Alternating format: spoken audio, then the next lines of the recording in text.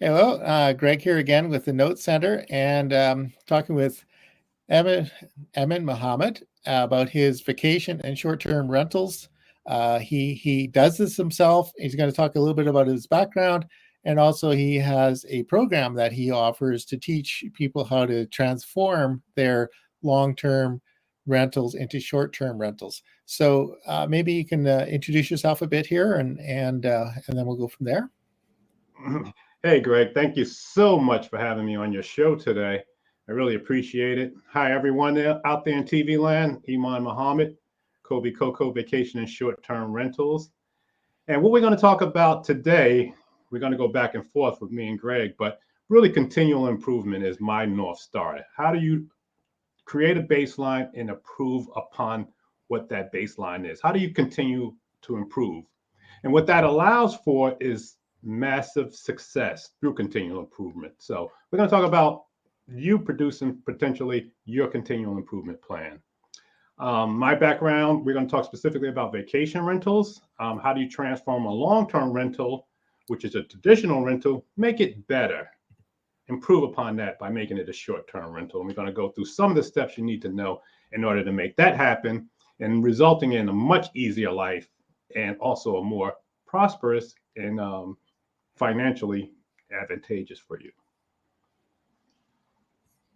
Greg?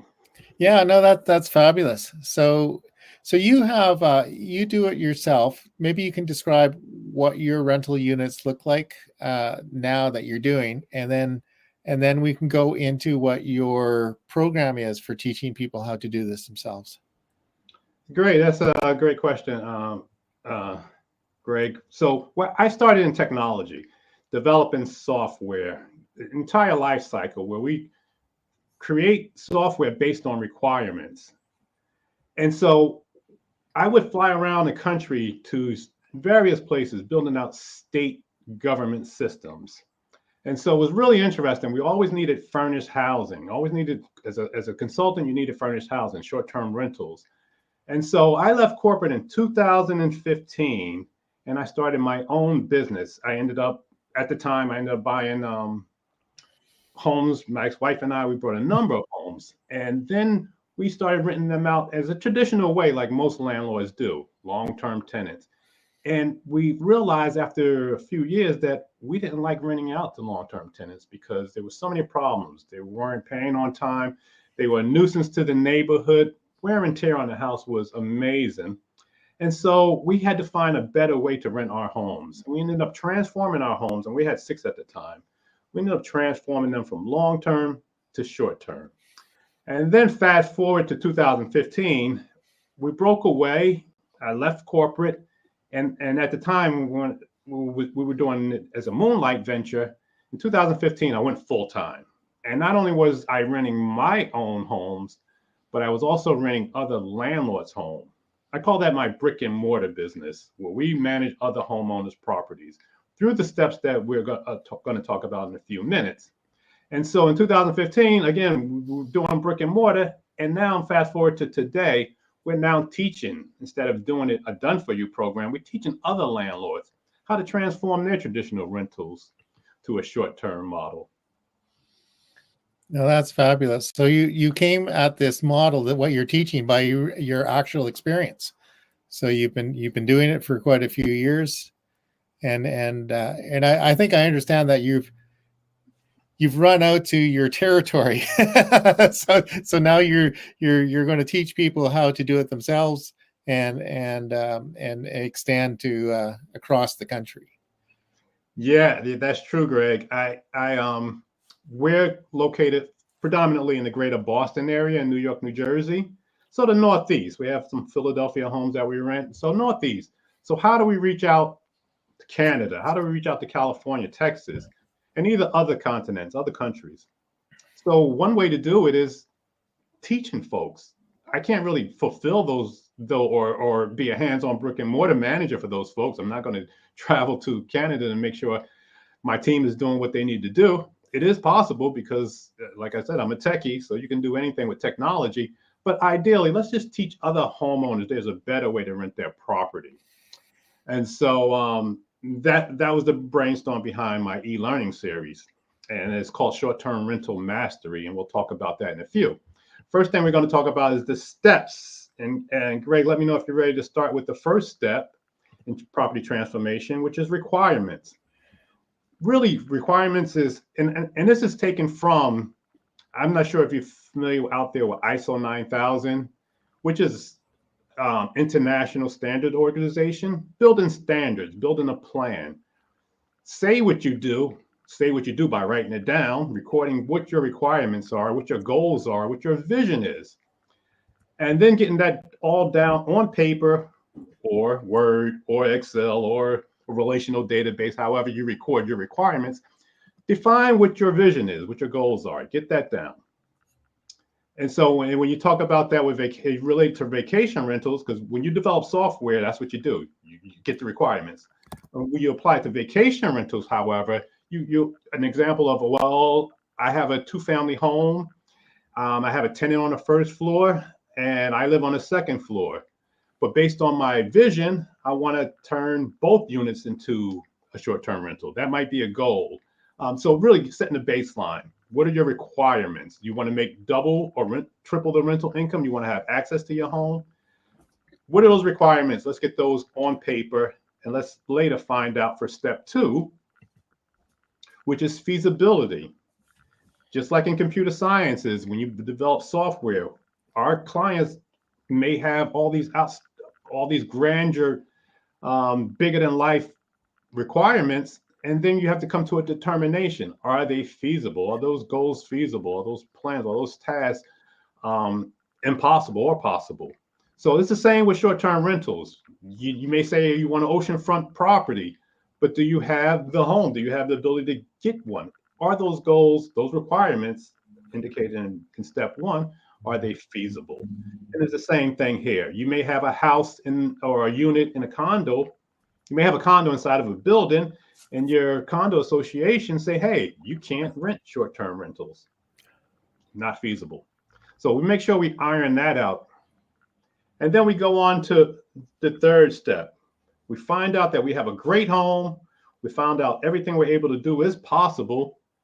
How are we going to market? Are you going to list your home on an Airbnb? Are you going to create your own website? Are you just going to do word of mouth? Are you going to offer it as a corporate apartment? How are you going to market it?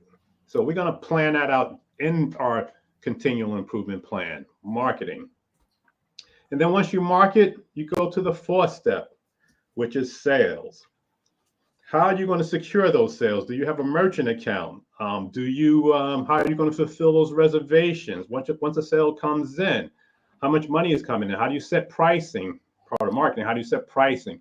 What other, and with vacation rentals, there are not only rents you can secure or earn, there's so many other types of revenues you can earn. So a sale, what makes up a sale? Is it rents? Is it also special events? You may have some other add-ons. You may charge for internet. There's a number of revenues. And when you have long-term rentals, you only really have rent.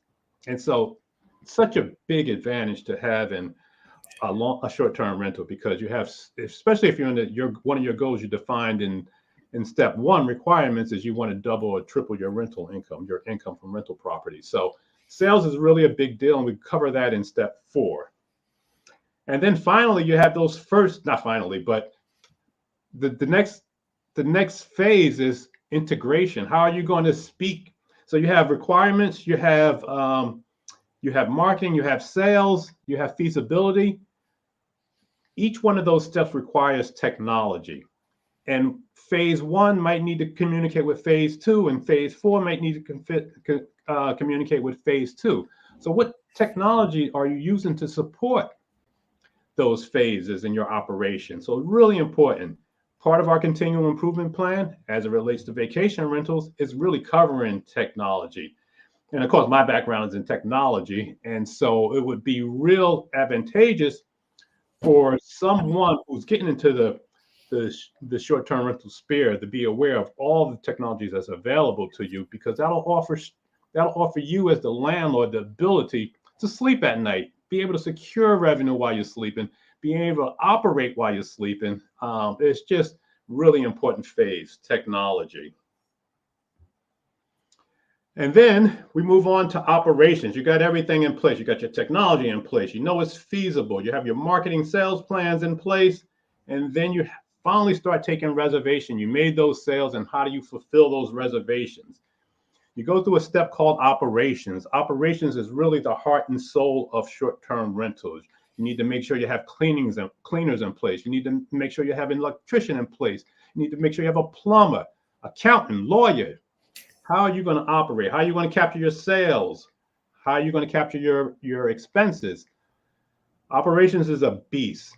And really, you can learn this stuff on your own, but I've been doing short-term rentals since 2001, 20 years worth of experience. You can learn all the steps I just mentioned, but it's going to take you a decade.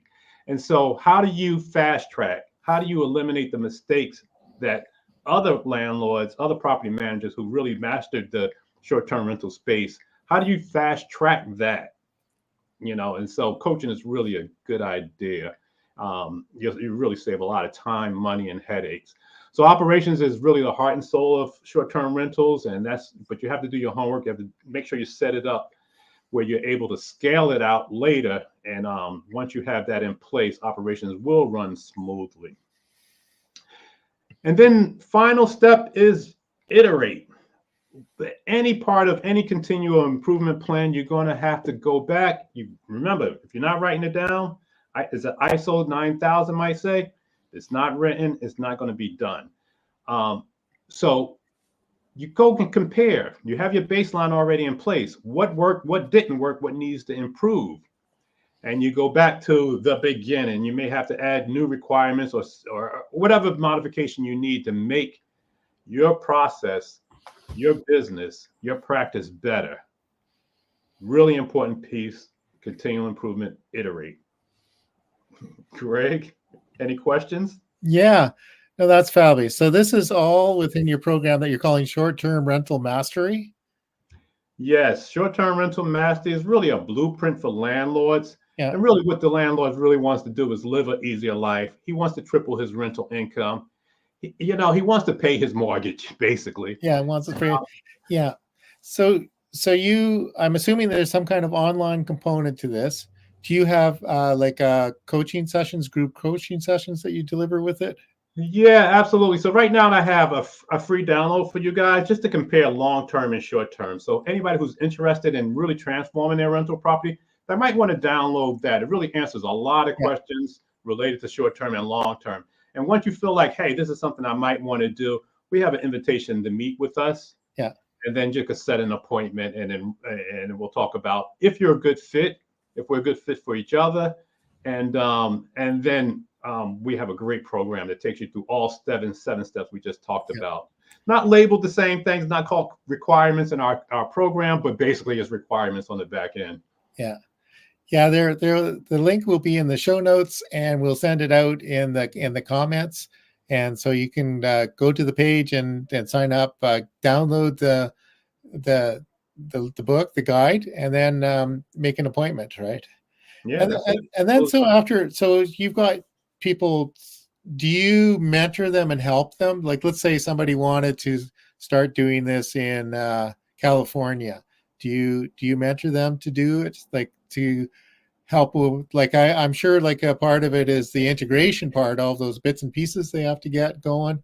I'm assuming you make suggestions about what components they need and how to go about doing it. Yes, each phase we have a chapter. There's actually a course, an online course. Well, it's going to be done live, and then if you miss the actual session, you'll be able to go online and see it. And what happens is it's a 7-week where we talk about each phase. But in addition to that, because it's a 90-day program, and so it's only 7 weeks worth of coursework, and the others are coaching, support, group meetings. There's a number of other pieces. You get templates, you get sales script. There's so many things you get. And database. How are you capturing your data, which is a really big technology phase that you have to really be aware of. So yeah, it's a full all-encompassing coursework, and it's called Short-Term Rental Mastery Blueprint for Landlords. Really a great program, and really fast track you as a landlord to really being the best you can be. I know it's crazy. Took a long time. Yeah, no, that's fabulous. I know there's some people involved with our notes community. They're mostly doing mortgage notes, but many are also have properties and they're developing properties. So this is one more thing they can consider doing with their properties. And we were just locally talking with somebody. We went for a coffee, and there's a guy shoveling the snow, and there was a house across the way, and it had been for sale. And anyway, talking to them, and they decided not to sell it anymore. So they're doing it as a rental. There's sort of like 3 pretty good rental suites out of this fairly big house with an external building. So it's a pretty good revenue stream for them. Are they doing long-term traditional rentals? Well, I think it's probably in the middle. They're long-term, like they're there, but I think it's structured so that it's probably more month to month than 3-year leases, just because of the nature of the people who are renting it. But yeah, it could be this area isn't necessarily a tourist magnet, I just have to say. So the vacation, it's not a place you'd come to for a vacation rental. There's some areas outside of the town, but downtown is not necessarily. You'd be surprised that the homes that really qualify vacation rentals are not in those actual hot spots. It's so interesting. So in our marketing piece, that's one of the things we will conclude. Who's your target market? Is it a vacation rental person, or is it some other person? So real important to do your homework beforehand. Yeah. And if you just simply say, oftentimes you get a landlord saying, "Oh, I'm just going to sign on to Airbnb and start making money. And I've been doing it for a month now, and I'm doing great." Yeah, but there's so many downsides to that, especially if you get dinged, for whatever reason, you break one of their rules. They're very tenant or guest they favorite tenants. So if you have a dispute, they're going to side with the guests. Anyway, for sure. There's a lot to it. Yeah. We have some experience with vacation rentals in Oregon, Washington State, and also Missouri. We rented a place.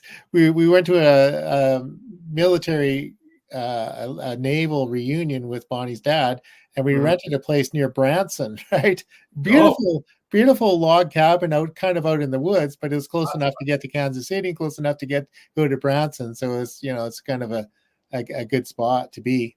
When we weren't in the hotel, I think in Kansas we were in a hotel, but for the rest of our stay, but it was nice. Like, it wasn't, the fact that it wasn't in a town was a selling feature. Yes. Well, Branson, I worked for Liberty Travel for a number of years, and I developed some of the group packages, so airfare, bulk airfares, bulk packages, Liberty Travel. Branson was so huge. It's one of our top sellers. Caribbean, Branson, Europe. Oh my God. Who would think? Well, I was about to say the same thing with short-term rentals. You can be in some rural area, urban area. You just don't know. No. Treehouse. Yeah, I rented. I guess it was rented a small apartment in Quebec City. Right. It was that was through. What's the other one? Anyway, it didn't matter. But that was just that was kind of downtown and not really necessarily a good part of town, but it was convenient because I could be downtown and I could walk around and go to events and stuff. They had a great French music festival going on at the time. But wow. Yeah. So everybody's got different tastes. They like different things. I had people who liked staying in the seedier parts of Vancouver because it reminded them of their neighborhood rather than. You'd be surprised. Yeah.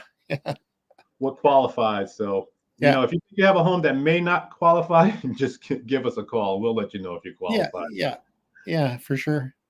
And one of my partners and I, we used to, at one time, rather than go somewhere on a vacation, we thought maybe we'd tell everybody we're leaving town and walk around the corner, like 2 blocks away, and stay at a bed and breakfast. Exactly. Yeah. So. Yeah. No. Yeah. So I think this is really great, and especially some people might have some properties that they're sitting on that they're not quite sure what to do with. This might be a really good option to learn how to do it and Still enjoy it. Yeah. enjoy it. And yeah, as you say, there are more opportunities to like other services that you can sell them, like the Wi-Fi and other things, and they're Oh, upsells, right? And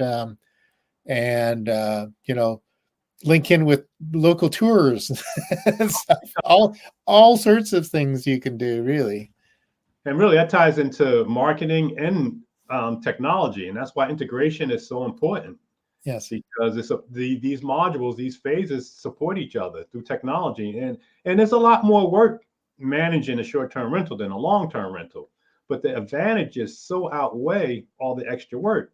And Yeah. if you have your structure, if you have your plan in place, it's just going to make your life as easy as Yeah. long-term rentals, but added benefits. Yeah. As you say, you have to have the operations in place, like the cleaning, like when the renters are out, you need to have people come in and clean it and get it all prepped for the next one in a reasonable way. But that's all it does. You don't have to do it yourself. You can hire people to do it. You just have to have a team, and back to your development methodology, you have to have a plan, a really good plan and implementation for it. So now this is great. I think a lot of our listeners are going to be interested in this possibility. I mean, my ex-wife and I, we were renting long-term, and I've been doing this since 20 years old. I was 20 years old, right out of college. I was a realtor short-term. I was a realtor for traditional rentals. Oh my God, it was a nightmare. I did it for a number of years, but I learned a lot. I learned a lot during that period. And then I ended up started doing it for myself. And I don't know, the experience is just not replaceable. So Yeah. the program really puts folks on this fast track, 40 years worth of experience. Yeah. You learn in 90 days. So in 90 days. And sounds like it's just more fun. oh my God, it's so much more fun. Yeah. So much fun. Imagine being, well, not imagine, because a lot of our landlords are living that life right now as we speak, being tied to a tenant who's been there 10 years, fixed rent amount, not ever having access to their home. But again, if that's part of your number one, your goal is to live like that and have that type of comfort level, that's fine. But if you want something more, you want more flexibility, you want more revenue, you want, it's just more freedom. It's second to none. We never went back. No, I never went back. Yeah, I think you and I should have another discussion about this how to more of that integration this discussion, since we're you and I both have a bit of a systems perspective on things. I know, for those of you who don't know out there, Greg's a techie too. Yeah. I work for a number of companies. I work for Xerox. I work for BASF. I told you Liberty Travel. And all of them were great experiences, from sciences to travel to really a lot of fun. Government was another whole different story, where policy needs to change on a dime. And how do you integrate with other areas? How do you integrate with DOR? How do you integrate with other agencies? So integration is a big piece. And I'm a techie, and I miss it at times, but I love having my own company now. Yeah, no, it sounds like you're having a lot of fun, and we're going to have to come to the East Coast and visit you. Oh, absolutely. You're all invited. Come on. You're all invited. Come on down. Okay, I think that this is really good, and I'm looking forward to the feedback we get on this broadcast, and people come and talk with you about this. It'd be good. Yeah, we so look forward. All right, Greg, thanks so much for having me again. Enjoy the rest of the day.